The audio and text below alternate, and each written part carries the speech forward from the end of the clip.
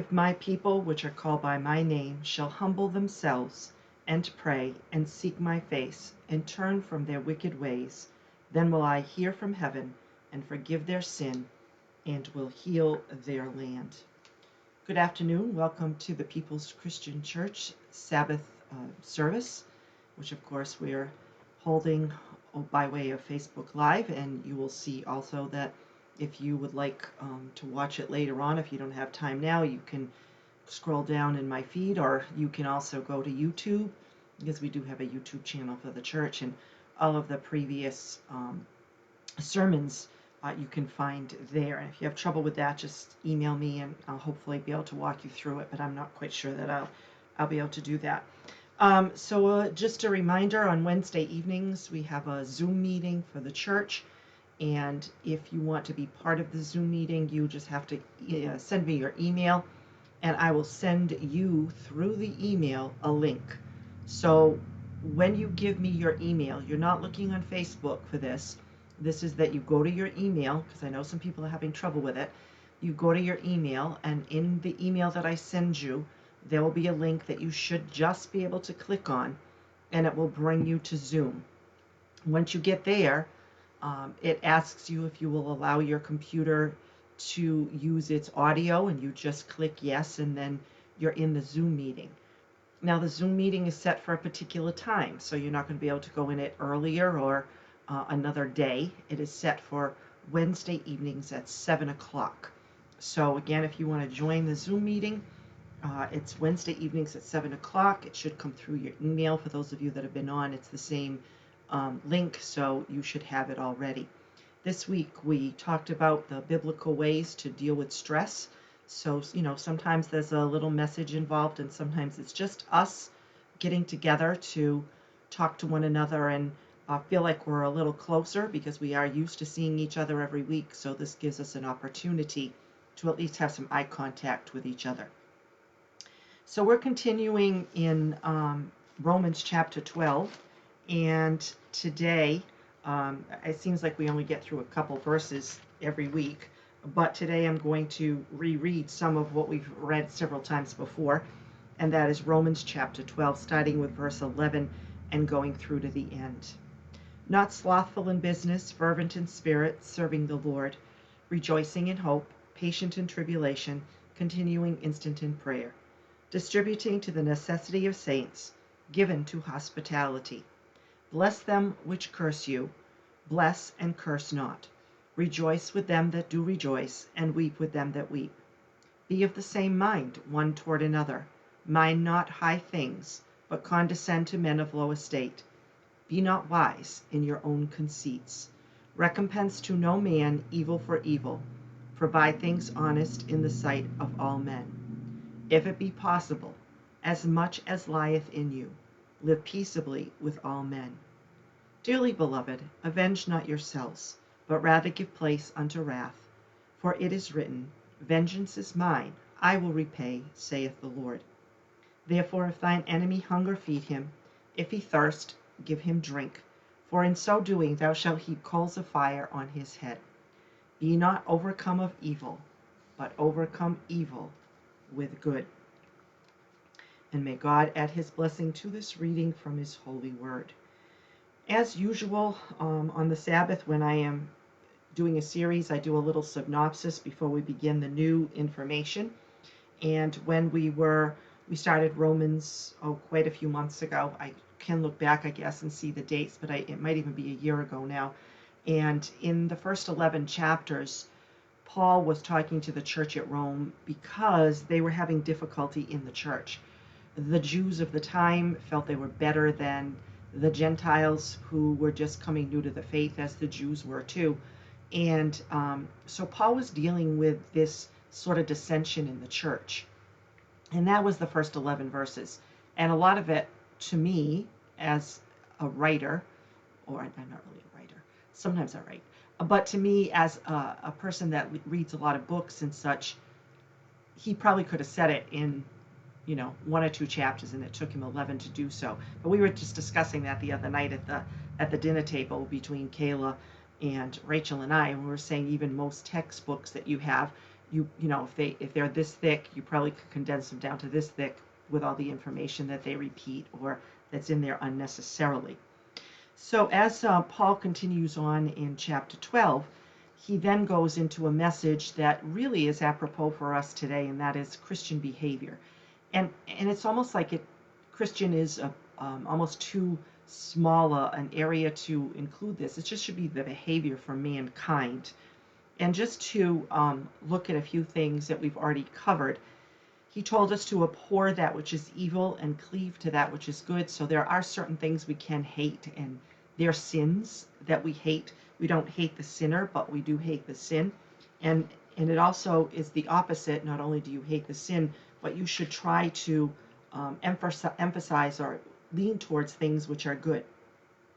He tells us to love one another, giving preference to one another. And this sort of he's talking about the church at this time, and he's saying that, you need to stick together with all of this so that you can support each other and be there for each other, although it does sort of flow over into the general population, not just your Christian brothers, as does all of this. And then he goes on in verse 11 to tell us to be fervent in spirit, serving the Lord. And we've talked about this many times, that we become sort of stagnant in our worship, and we need to really get out there, get out of our comfort zone, talk to people, reach out to people, and really have some zeal in our lives when it comes to serving God. And then we went into rejoicing in hope, and this, of course, is what we have, especially as Christians. We have a hope for a better future in eternity. Remember, this life on earth is just for a short time as compared with the eternity that we're going to spend with Jesus. And so we need to rejoice in this hope that we have, and when we do rejoice in that hope, we find we have a contentment way deep down. And then we went into patient in tribulation, and this is definitely something we're working on right now. Many of us are really tired of being in our homes and just being with the same people all the time, especially those of us that are not going out working. I know there are many of you that still are, but many of us are just in our homes, and we're going to the grocery store maybe, and even then it's just when we have to, and going one person at a time as they're asking us to, following the arrows on the floor, which I think people are having a real difficult time doing. But we have to be patient in all of what we're doing, and patient with other people, but I think also patient with ourselves. You are going to have days where you're probably not going to feel as good as you did the day before. You might have an hour or two during the day where you're just frustrated with what's going on. Be patient with yourself. It will pass, especially if you remember to pray about it, which comes to our next thing that Paul told us, which was continuing steadfastly in prayer. And again, this just doesn't mean that you're just constantly praying and that's all you're doing. It just means that you're ready to pray at any time. And it could be just a quick prayer of, thank you, God, or it could be something a little bit longer, or whatever the need may be.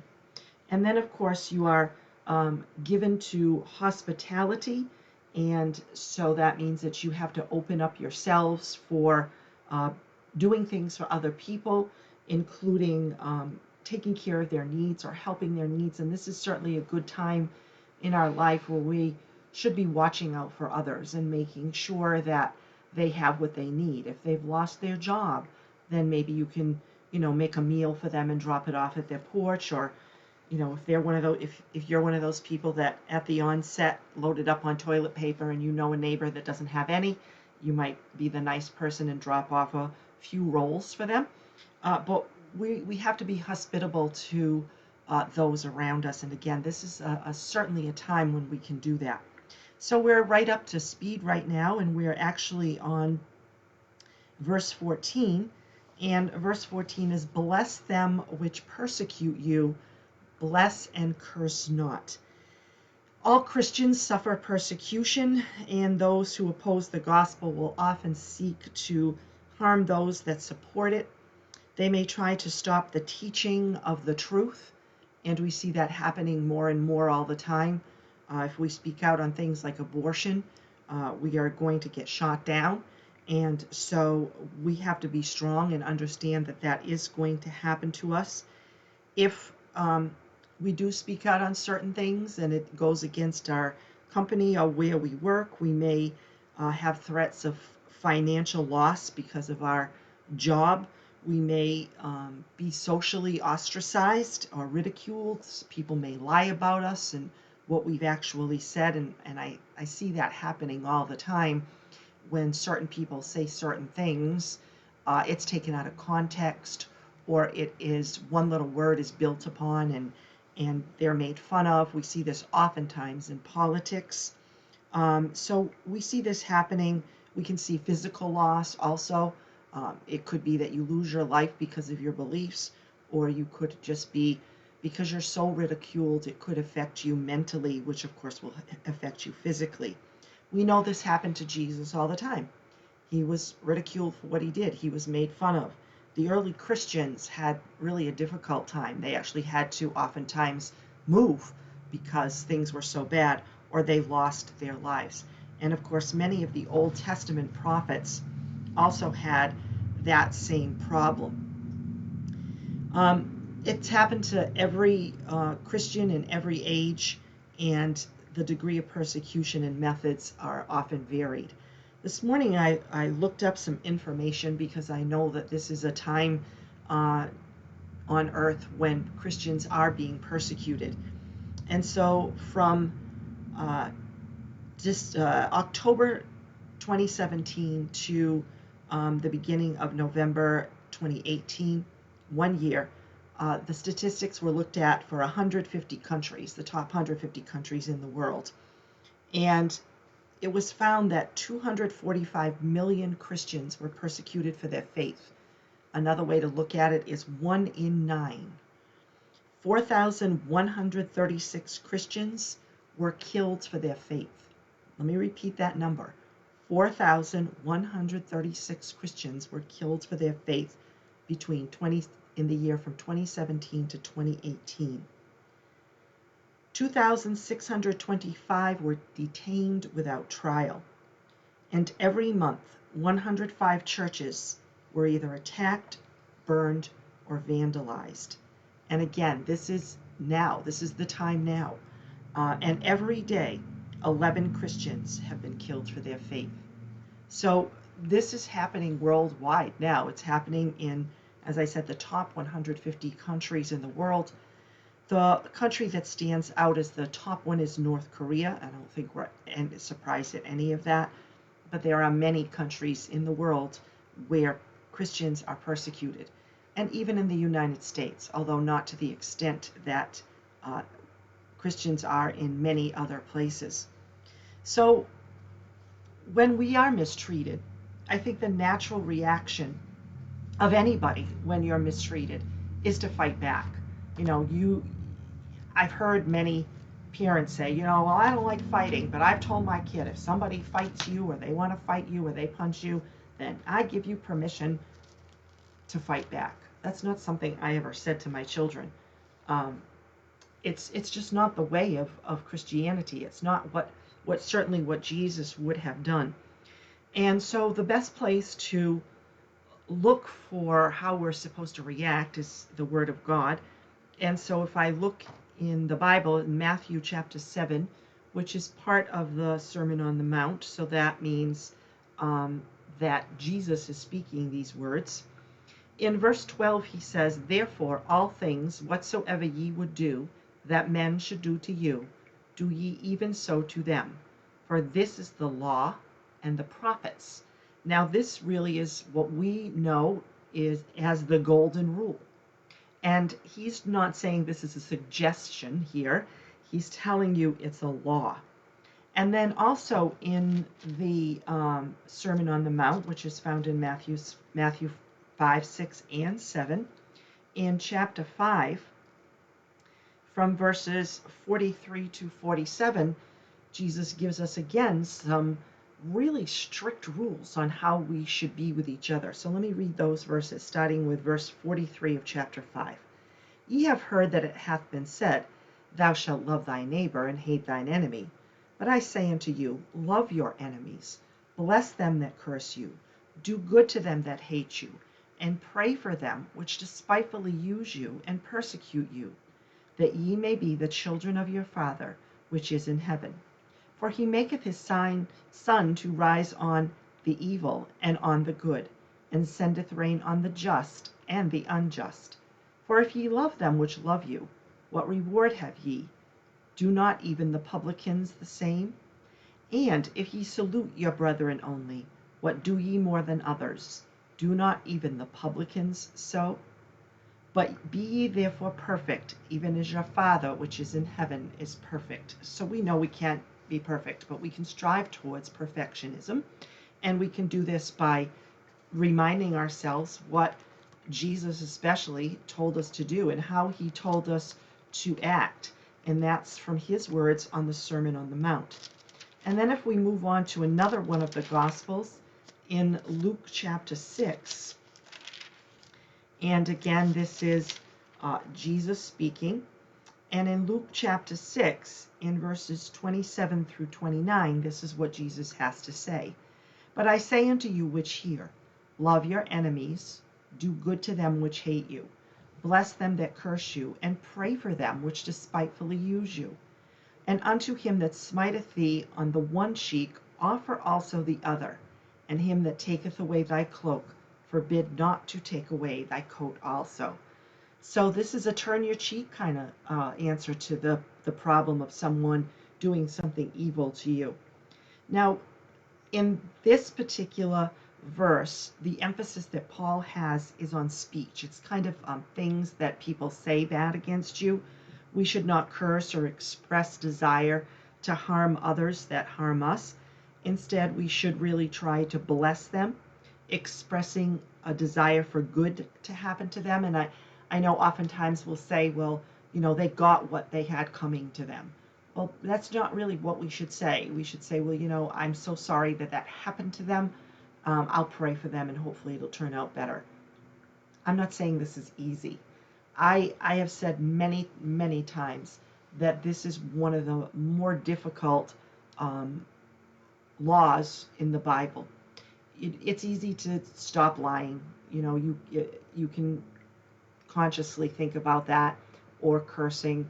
You can really work on being respectful to parents. If we're looking at the Ten Commandments, you can remember the Sabbath day to keep it holy. That's something you can do, even if you do it gradually over time.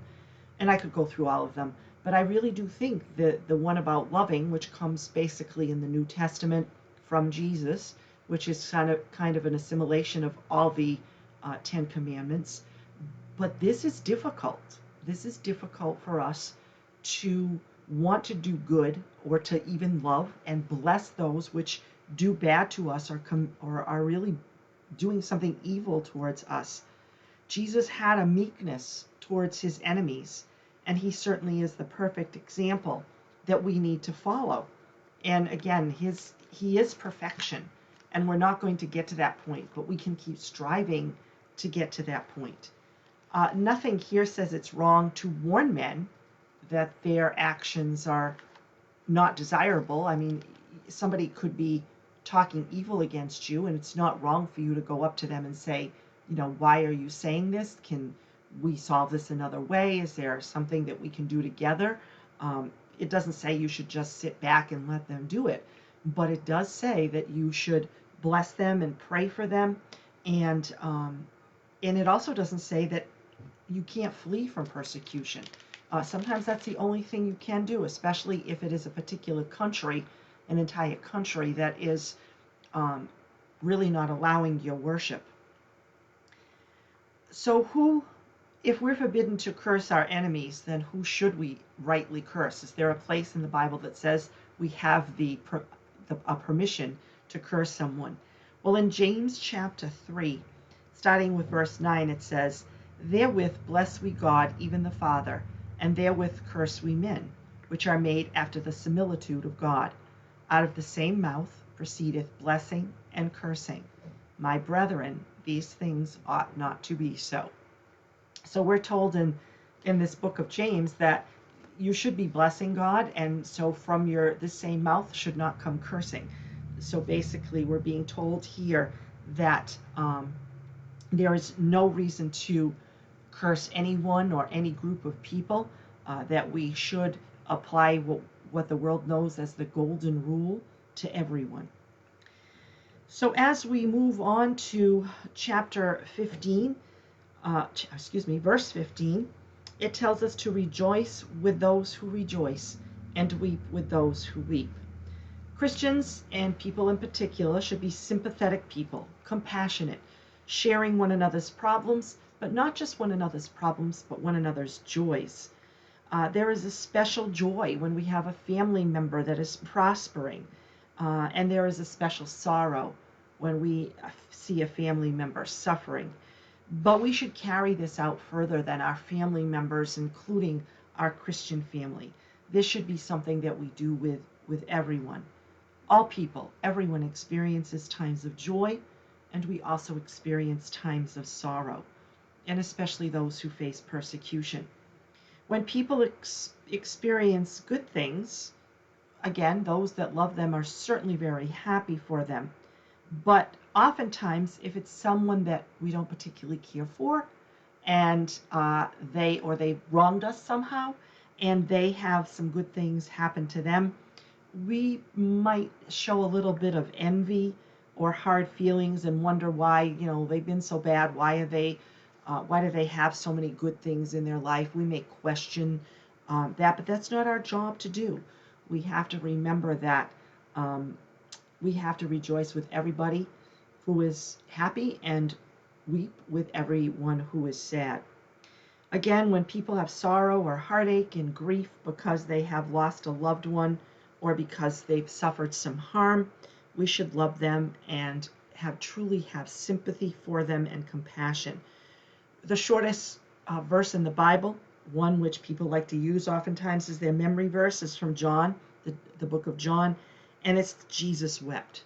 Jesus himself was compassionate with his friends Mary and Martha on the loss of their brother Lazarus, to the point where he cried with them.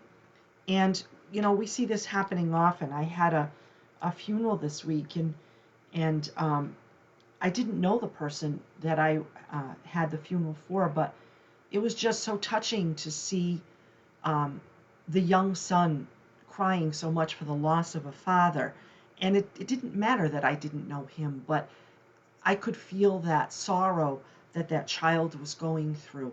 And it certainly was a difficult time for them. And I could show the fact that I was understanding a little bit about what he was going through just by my being there. So remember that. If you have people that you think have done you wrong, it's time to forgive them right now. It's time to think about praying for them. It's time to think about maybe giving them some blessings. Maybe that's the person that you should bring a meal to if you know they're having a little bit of a difficult time. This really is a good time to change our lives for the better. And since we have the opportunity, we really should try to do it. In verse 16 of chapter 12, it now tells us to have the same mind one toward another, and do not be haughty, and associate with the lowly. Do not be wise in your own estimation. And this is an expression that it might refer to doctrinal unity, but it also could just really discuss our attitude one toward another, a mutual love and concern for the well-being of one another rather than doctrinal disagreements. On Friday mornings, the churches that belong to the Interchurch Council, we are on a Zoom call, and we are of all different faiths. We are Christians and Jews, Muslims, and those that consider themselves Christian but yet really don't believe in the deity of Jesus. And we all work together on one accord to help the people of the city and the surrounding areas. It doesn't matter who you are when you're just trying to get porta potties out throughout the city so that people that are homeless have a place to go to the bathroom. What you believe should not get in the way to get things done. And basically, this is what these verses are saying. We have to be of the same mind one toward another, working together, putting our pride aside, putting division aside and fractions over our beliefs, and making sure that our doctrinal differences don't get in the way when we are doing what Jesus told us to do, which is to make sure that we are watching out for each other. And when he says, do not set your mind on high things, but associate with the humble, and that's the New King James Version of it. There are other translations, the one we read from the King James Version, which is, mind not high things, but condescend to men of low estate. I always thought that was a little bit hard to translate. Another, set your mind on high things, but condescend to things that are lowly. Do not be haughty in mind, but associate with the lowly. Don't be proud, but be willing to associate with people of low position. And this is, I always thought this also odd, because it's like, this seems to me like we're setting ourselves higher than someone else, and really we shouldn't. In the eyes of Jesus, we're all one. We know that Jesus himself became the servant to many, and that is what our job is supposed to be. So I don't, if we're out serving the homeless, we shouldn't consider ourselves better than they. Our circumstances could have changed by one decision in our lives, and we could be in the same place that they're in. We don't know what brought them to that point. So I don't see it as us being higher than one person. Maybe it's just that our circumstances are better. That's really the way I look at it. Humility should really teach us not to speak of us being higher or somebody being lower than us. Instead, we should seek to do God's work as we're going through this, to glorify him and to help everybody that we can, the best way that we can, to please God. And this will lead us not to honor or favor any particular class or people, but it should help us to seek to take care of or to help the greatest number of people to achieve the greatest good for God. And generally this means that we're in more contact with people that perhaps don't have as much as we have, because they're often the ones who are more receptive to God's word. And then this verse also tells us to be not wise in our own opinions, and this sort of refers back to the problem that we discussed in verse 3, that Christians shouldn't be conceited. They shouldn't think themselves more exalted than others just because I have more blessings. I'm not better than anyone. It's just that I'm in the right place, and maybe I've made certain decisions. We should appreciate the abilities that we've been given, but again, they're a gift to us, so we should just be thankful, and we should recognize and admit our own weaknesses, and certainly strive to be concerned and helpful toward all, appreciating the good qualities that everyone has, and everyone has a good quality. And we know that some people it's a little bit more difficult to find the good qualities, but they all do have a good quality. And so we need to make sure that we look for that and to help them get better. Again, it's okay to explain to people the wrongs that they're doing or the sins that they're committing, as long as you do it in a loving way and you're not judgmental with it. I always, if I'm talking to someone about something, especially if they bring it up first, when I go out on the ride-alongs and someone is really feeling bad about the fact that they're a drug user, I always explain to them that I have just as many sins as they do, and it's just that their sins brought them to a different place than mine did. And we're really all in the same playing field as far as sins go. We've all committed sins.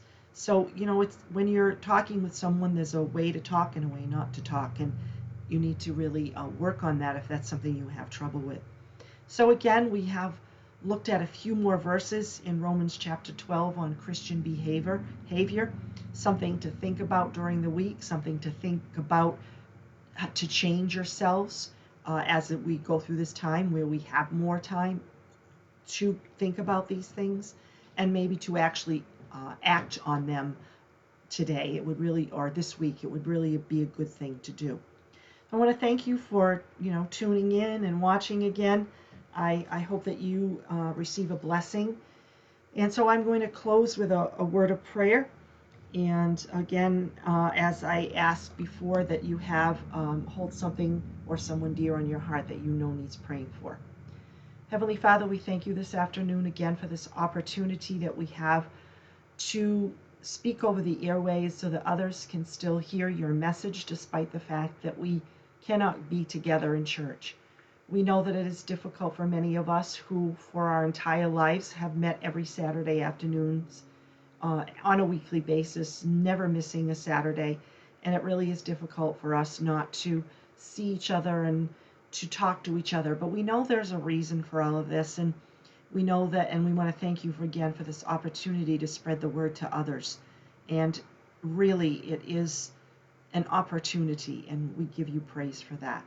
As always, I ask special blessings on those that are sick, those that mourn, those with financial difficulties, and especially this afternoon, the people that the listeners are holding on their hearts. We know that you know the need and you know what is best. We also know and understand that you answer in your time.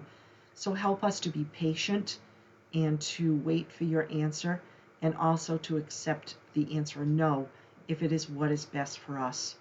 I also ask special blessings on our governments, both local and national, especially during this trying time. Help them to make wise decisions. Protection for our president and his family. Protection for our service personnel throughout the world, and blessings on their families. And especially protection for our first responders, volunteers, those that work in hospitals, nursing homes, grocery stores, any place where the public is being served. Please keep them safe. Help them to develop their patience as they deal with people that also are on edge and maybe not acting the best that they should. We know that if we follow your example, that we will be patient with others and that we will be as helpful as we possibly can. And this afternoon, we really do just want to praise you. Thank you. Thank you again for this opportunity, and to just give you praise and thanks for everything that you do in our lives. In your Son's name, amen. God is good all the time.